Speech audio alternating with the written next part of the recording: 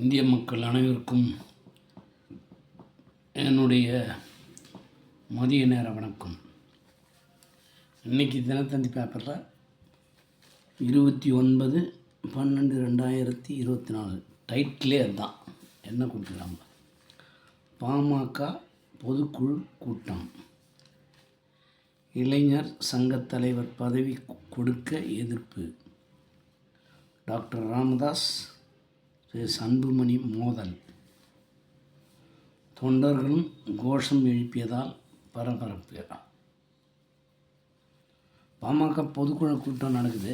இந்த பொதுக்குழு கூட்டத்தில் இளைஞர் சங்க தலைவர் பதவி அவருடைய மூத்த மகள் பையனுக்கு, அதாவது அவருடைய பேரனுக்கு கொடுக்கறதுக்காக அனௌன்ஸ் பண்ணுறாரு டாக்டர் ராமதாஸ். அதுக்கு அன்புமணி ராமதாஸ் கடும் எதிர்ப்பு